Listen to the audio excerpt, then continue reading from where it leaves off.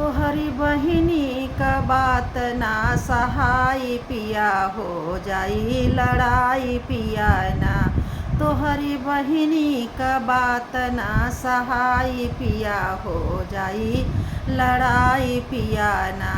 जब हम खाई पूरी मिठाई ऊ मचावे उत्पात, जब हम खाई पूरी मिठाई ऊ मचावे उत्पात। जैसे उन्हीं के भतार क कमाई पिया, हो जाई लड़ाई पिया ना। जैसे उन्हीं की भतार क कमाई पिया, हो जाई लड़ाई पिया ना। तोहरे बहिनी क बात ना सहाई पिया, हो जाई लड़ाई पिया ना। तोहरी बहिनी क बात ना सहाई पिया, हो जाई लड़ाई पिया ना। बाटी मुहवा क जोर रोज करे तोर मोर, बाटी मुहवा क जोर रोज कर तोर मोर। उनके आगे न केहू का बड़ाई पिया, हो जाई लड़ाई पिया ना। उनकी आगे न केहू का बड़ाई पिया, हो जाई लड़ाई पिया ना। तोहरी बहिनी का बात ना सहाई पिया, हो जाई लड़ाई पिया ना। तोहरी बहिनी का बात ना सहाई पिया, हो जाई लड़ाई पिया ना।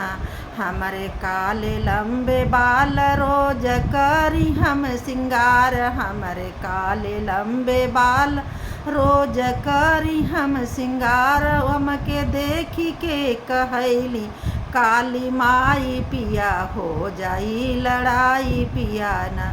हमके देखी के कहैली काली माई पिया, हो जाई लड़ाई पिया ना। तोहरी बहिनी क बात ना सहाई पिया, हो जाई लड़ाई पिया ना। तोहरी बहिनी क बात ना सहाई पिया, हो जाई लड़ाई पिया ना। हमर चाँद जैसे मुखड़ा ले शीशा में निहारी, हमरा चाँद जैसा मुखड़ा ले शीशा में निहारी। हमके देखी के कहली हार जाई पिया, हो जाई लड़ाई पिया ना।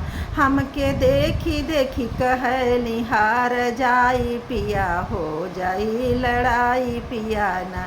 तोहरी बहिनी क बात ना सहाई पिया, हो जाई लड़ाई पिया ना। तोहरी बहिनी क बात ना सहाई पिया, हो जाई लड़ाई पिया ना।